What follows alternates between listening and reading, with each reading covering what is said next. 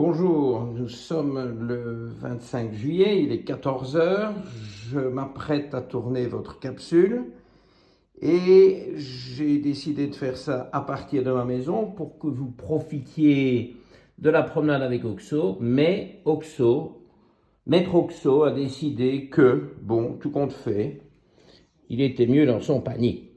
Voilà. Et donc je ne pense pas qu'il va venir. Il n'a pas l'air du tout décidé. Il a fait des folies de son corps la nuit dernière. Et donc, voilà, pas d'Oxo aujourd'hui, dirait-on. À moins qu'un changement de dernière minute. Mais par contre, voilà, je vais droit à Maître Goliath. Qui est, lui, bel et bien prêt. Oxo? Non, pas d'Oxo. Bon. Mais oui, d'habitude, c'est vrai que je pars plus tard dans l'après-midi. Et donc, on se passera d'Oxo aujourd'hui.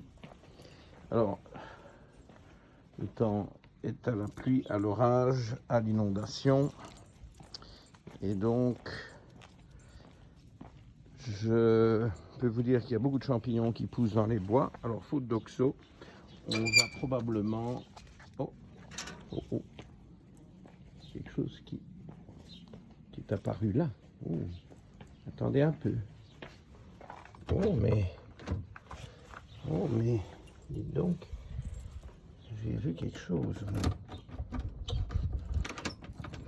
Eh oui, regardez qui est là. Et voilà. Je disais bien qu'il fallait quand même Oxo dans cette promenade. Vous voyez?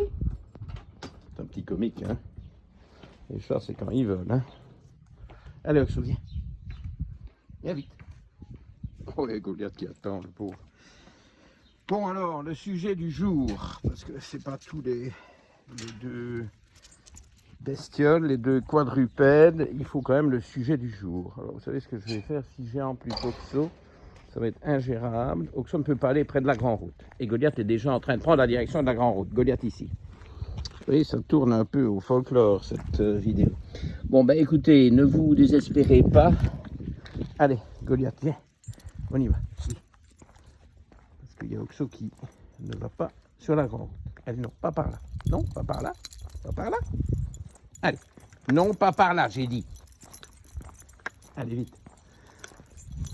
Et alors, Oxo, d'habitude, apparaît au coin de la voiture, là. Ah ben non, le voilà. Regardez cette espèce de chat infernal. Bon, bref, on va s'y tenir. Traitement hormonal thyroïdien. Voilà le sujet. Et alors, je vous donne tout de go le sous-titre.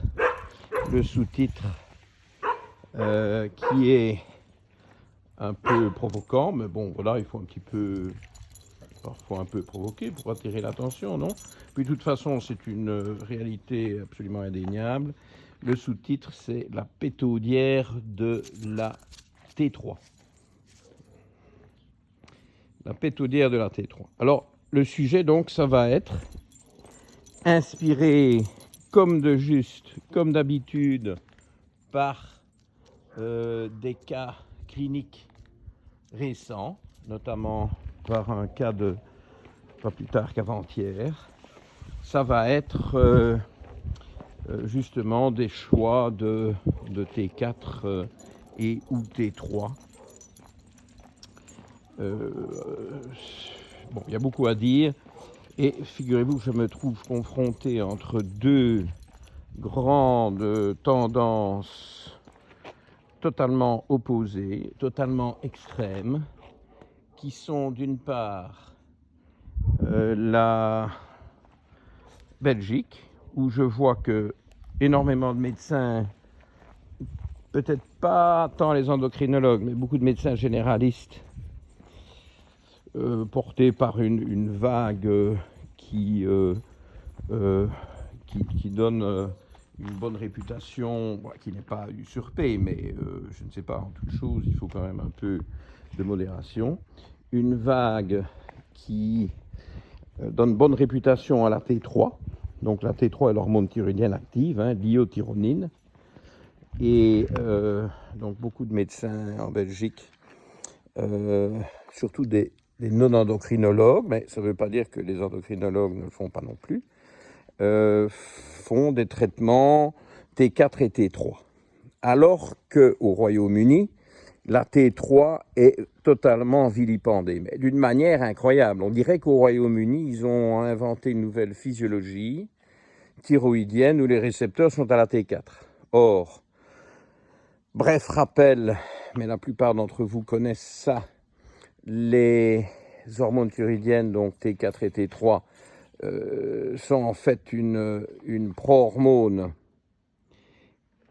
la T4 ou L-thyroxine, est une hormone active qui se fiche dans des récepteurs spécifiques et uniquement destinés à accueillir la T3, qui est la lyotyronine, pour utiliser le nom scientifique, mais on peut dire T3.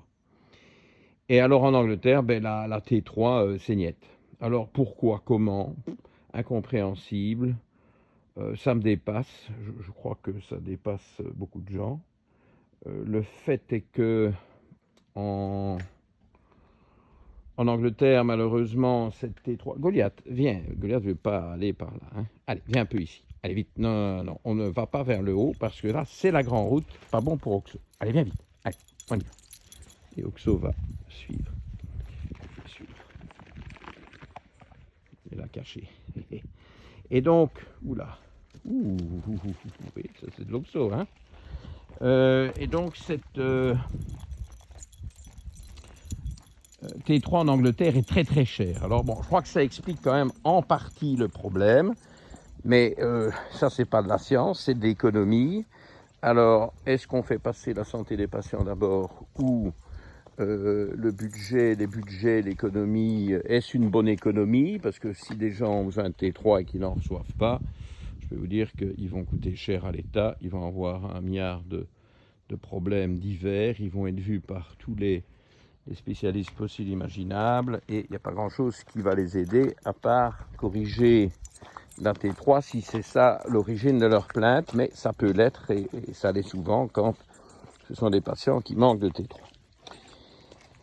Et donc, je vous disais au début, par contre, en Belgique, eh bien, c'est l'inverse. Les traitements sont initiés souvent par un produit qui s'appelle le Novotyral, qu'on a d'Allemagne ou de Luxembourg, ou le Tyral, qu'on a de France, sont des produits tout à fait équivalents. Chaque comprimé contient 100 microgrammes de T4 et 20 microgrammes de T3. Et donc, bon, c'est ce qui est disponible. Il n'y a pas de produit belge qui soit une combinaison T4 et T3. Hein. En Belgique, d'abord, il n'y a pas vraiment de produit belge à base de T3. Il y en a en France, par contre. Ça s'appelle le Sinomel, pour autant qu'il soit disponible. Et puis alors, voilà, on en trouve dans les pharmacies belges. Évidemment, il faut des demandes d'autorisation, hein. Il faut remplir des documents.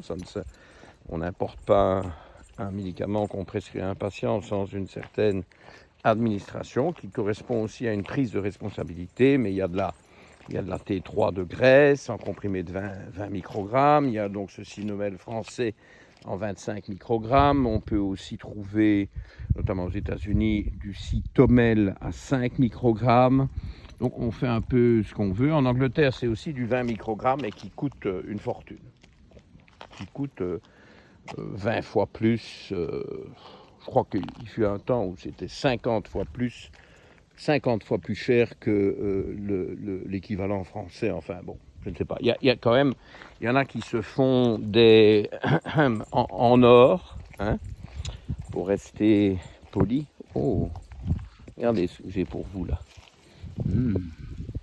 Voilà des sclérodermes. Ben, écoutez, je suis passé ici hier, je ne les ai pas vus. Je savais bien que j'aurais des champignons à vous montrer aujourd'hui, y compris aussi des bébêtes, mais des beaux champignons, et je crois que c'est Scleroderma citrinum, à première vue, enfin, non, peut-être pas. Enfin, il y a trois espèces de sclérodermes qui sont difficiles à différencier, donc il faudrait les examiner de plus près et probablement les couper en deux. On va les laisser bien tranquilles. Ils sont très jolis. Ils ont poussé très vite. Hier, je ne les ai pas vus.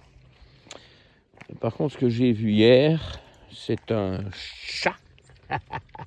Oh oui, un chat. Non, j'ai vu mon chat hier, mais j'ai aussi vu, voilà, ici un peu plus bas, je pensais vous les montrer. C'est d'ailleurs pour ça que je fais aussi cette vidéo. Voilà, ça c'est une russule, elle est un peu abîmée. Et je pense que c'est une Russula violet-ipes, parce qu'il y en avait une deuxième hier juste à côté, et je l'ai cueillie, j'ai senti l'odeur, et c'est une russule dont l'odeur est caractéristique. Elle est courante chez nous ici. Elle est comestible si on veut. Bon, c'est peut-être pas un comestible extraordinaire. Par contre, les sclérodèmes, vous avez vu avant, ça c'est pas comestible. Hein, bon, revenons à notre sujet. Donc cette saga T3 bannie en Angleterre. Gros problème avec les régulateurs anglais quand on veut donner de la T3. Et par contre, je constate qu'ici, chez nous, beaucoup de patients reçoivent d'emblée un mélange T4, T3, donc sous forme soit de Novotiral, soit de Tiral, soit des comprimés séparés de T4 et de T3, de thyroxine et de thyronine, parce que ça, on peut parfaitement faire. C'est tout à fait acceptable. Ça a un avantage sur le Tiral et le Novotiral, c'est que ça permet d'affiner l'un sans toucher à l'autre, parce qu'évidemment, quand les deux sont dans le même comprimé, il est un fait que le comprimé, vous pouvez le couper, bien entendu, mais vous allez chaque fois soit réduire, soit augmenter les deux, et vous ne pouvez pas agir indépendamment sur la T4 ou sur la T3. Donc des prescriptions séparées sont intéressantes aussi, moi j'utilise beaucoup. Et puis alors, il faut quand même évoquer des produits qui sont populaires, qui sont des extraits thyroïdiens, des extraits glandulaires, des extraits thyroïdiens animaux, en général de porc, mais on trouve aussi de bœuf. Et ils existent dans toute une série de dosages. Il y a le produit américain qu'on appelle Armour Thyroïde. Là, évidemment, aussi, il faut des documents d'importation. Il y a le produit canadien Erfa, qui est un peu équivalent, mais qui est nettement moins cher, donc je préfère en général. Bien qu'il n'y a pas tous les dosages qu'il y a dans le... Oula, Oxo a eu quelque chose. Tous les dosages de l'Armour ne se retrouvent pas nécessairement en Erfa. Donc, enfin voilà, il faut se débrouiller, c'est au cas par cas. Il y a encore d'autres produits qui sont plus difficiles à trouver chez nous. Alors, une des questions qui est venue sur le tapis justement dans cette consultation de vendredi, est-ce que c'est pas mieux de remplacer Eutiral ou Novotiral, donc des combinaisons T4, T3, par des produits plus naturels qui sont des extraits glandulaires? Oui, c'est vrai que certains patients réagissent mieux, remarquez qu'il pleut, réagissent mieux à la forme naturelle, oui, parce que, je sais pas, parfois, est-ce que c'est parfois psychologique? Pas nécessairement, j'ai déjà vraiment vu ça, que ça fonctionnait mieux, moins d'effets secondaires éventuellement, ou peut-être plus d'activités thérapeutiques pour des dosages équivalents. Bon, tout ça est possible, c'est très très individuel les traitements thyroïdiens, hein, toujours. Mais par contre, la question qui m'était posée, c'est quelqu'un qui est traité avec un mélange classique T4, T3, dont je n'aime pas qu'on dise synthétique. Enfin, synthétique, vous savez, quand on parle de synthétique, on parle d'hormones synthétiques, et donc on parle de molécules artificielles. On parle de molécules artificielles. Oh, mais il me grimpe aux arbres, cet oxo-là. Oh oui. On parle de molécules artificielles, et or la T4 et la T3 d'un Eutiral Novotiral ne sont pas des molécules artificielles. Ce sont des molécules bioidentiques. Elles sont faites en laboratoire, à l'image des molécules réelles, qui ne sont pas des molécules très complexes, et donc on a la technologie pour créer ça de novo, à partir de rien, en laboratoire, donc c'est bioidentique, ce n'est pas synthétique. Ça m'énerve toujours quand j'entends synthétique. Oui, ben, synthétique, c'est synthétique, mais ici, ça ne l'est pas. Okay, donc, on peut très bien remplacer par les versions naturelles. Bon, écoutez, là, ça devient dangereux pour le téléphone. Donc, on s'abrite. Oui, c'est la promenade de tous les dangers aujourd'hui. Hein. Ouh là là. Bizarre, le ciel est bleu, il pleut. Bon, expliquez-moi, il y a un petit nuage blanc vaguement gris au-dessus de moi. Et il douche. Hein, Goliath. Donc, c'est pas toujours une bonne idée de remplacer, notamment quand les patients vont bien avec les versions, on va dire, bioidentiques. Et surtout, quand il s'agit de thyroïdite auto-immune avec des anticorps anti-TPO, anti-thyroglobuline, classiques, maladie de Hashimoto, eh bien, il faut se rendre bien compte que les extraits naturels contiennent de la TPO, qui est la thyroperoxydase, contiennent de la thyroglobuline, et donc vous introduisez volontairement un drapeau rouge sous le nez du taureau, c'est-à-dire que vous avez un système immunitaire qui attaque ces protéines thyroïdiennes, et vous ignorez cela et vous introduisez ces mêmes molécules par un traitement. Alors, qu'on hésite sur un traitement à initier parce que parfois les patients veulent du naturel, voilà, il faut tenir compte de l'avis des patients, ça c'est évident. Mais quand vous êtes sous un traitement bioidentique avec de la T4, T3 faite par l'homme, et pas fait par une glande thyroïde, eh bien, oui, je ne sais pas moi, il pleut de quoi, hein, on ne sait pas. Eh bien, vous avez un risque d'exacerber des réponses immunitaires. Maintenant, est-ce que ça arrive vraiment sur le terrain? Bon, pas souvent, hein, j'admets, pas souvent. Est-ce que ça m'est déjà arrivé chez certains patients? Oui, je crois, oui quand même, une fois ou l'autre, j'ai eu ce problème. J'ai eu une augmentation des auto-anticorps après avoir introduit l'extrait, que ce soit de l'Armour ou de l'ERFA. Bon, donc, moi j'évite, ok, mais ça n'est pas un refus total, hein. J'évite. Voilà, ça c'est déjà quelques aspects abordés. Maintenant, ce qui est un peu aussi le propos du jour, c'est donc les exagérations dans les deux sens, soit une phobie ridicule de la T3. Bon, passons, parce que ça n'a pas trop l'air d'être le cas en Belgique. Je pense que les médecins en Belgique ne sont pas trop malmenés quand ils décident de prescrire la T3. Mais il y a l'exagération inverse. Et moi, j'ai affaire à plein de patients qui reçoivent trop de T3. Et alors, ils ne dorment plus.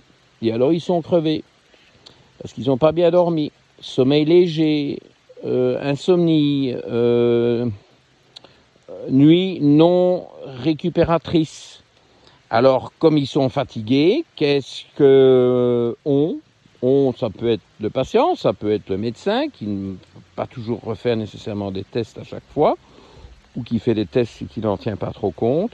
Eh bien, le patient est toujours fatigué, eh bien, on augmente la dose.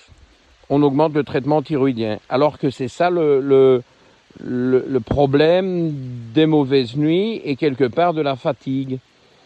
Et on est parti dans des dérapages assez horribles. Et j'en vois, et j'en ai vu récemment, et pas qu'un. Oui.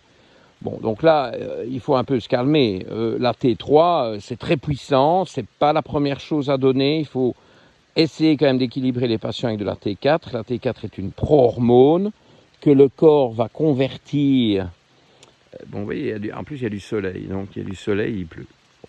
Que comprennent qu'il pourra. On va peut-être avoir un arc-en-ciel pour couronner la sortie.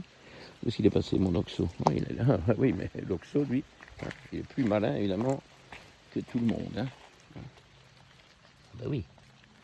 Bon, ça a l'air que ça se calme. On y repart. Et donc, oui, en plein soleil, pluie-soleil. Et donc, cette T3 là, elle peut être quand même franchement intempestive parce que c'est l'hormone de plein fouet, c'est très puissant. Pas croire que parce que c'est peu de de microgrammes MCG, peu de microgrammes, oh oui mais je ne prends que 5 microgrammes, que 10 microgrammes, alors que je prends 100 microgrammes ou 75-75 microgrammes de T4. Oui, oui, la T4 est une prohormone qui n'a aucune action, elle ne se fixe pas sur des récepteurs thyroïdiens, hormonothyroïdiens, sur le TR, thyroid receptor, TR. La T4, c'est du pipeau, c'est la T3 qui fonctionne. Alors évidemment, il y a toujours une partie de la T4 qui va se transformer en T3, et c'est ça encore dont je veux vous entretenir aujourd'hui, avec les quelques minutes qui me restent. Cette T4 se transforme en T3 plus ou moins bien, toujours un peu, hein, bon, ça c'est vrai, mais plus ou moins correctement. Grande importance à ce niveau-là de deux choses. De trois choses quand même. Trois choses. Le génotype DIO2, pas du tout négligeable dans cette affaire. Il faut le connaître idéalement pour bien équilibrer les cas difficiles. Je ne dis pas qu'il faut le connaître pour tout le monde, mais quand on a un peu des difficultés, il faut aller chercher ce renseignement pour affiner, pour personnaliser le traitement. Ce génotype DIO2 peut être optimal, et ça c'est le homozygote sauvage TT, ou alors franchement faible, c'est le homozygote variant AA. Et puis alors il y a l'hétérozygote qui est intermédiaire, qui n'est pas trop mauvais, mais qui n'est pas parfait non plus. Mais bon, les problèmes c'est surtout chez les AA. Hein. Et moi je me sers de ce génotype, et alors je vous renvoie à la capsule spécifique sur le génotype DIO2, vous aurez beaucoup plus de détails. Mais moi je me sers du génotype DIO2 dans les deux sens, parce que j'ai des patients qui, à mon avis, sont fatigués parce qu'ils souffrent de mauvaises nuits, d'un sommeil peu récupérateur, et je soupçonne peut-être une certaine intolérance ou une certaine mauvaise réaction en excès à la T3 qu'ils ont eu en prescription. Et donc cette T3 me pose question. Et alors je vais chercher le génotype DIO2 qui n'a par exemple pas été fait chez la plupart. Et puis je tombe sur un génotype DIO2 normal, TT, homozygote sauvage. Eh bien alors, la T3 doit être manipulée avec le dos de la cuillère, parce que la T3, chez les DIO2 TT, au début, elle peut aider, parce que les gens vont mal. Vous savez, quand on va mal, ça c'est une deuxième cause à la mauvaise conversion de T4 en T3. Quand on va mal, on est stressé.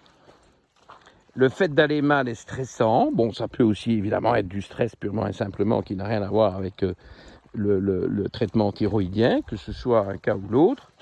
Et donc, ce cas de figure fait que la T3 au début est très bien ressentie. Les patients vont beaucoup mieux, ils sont enthousiastes, super, vivent la T3. Mais quand ils s'améliorent, ils commencent à convertir.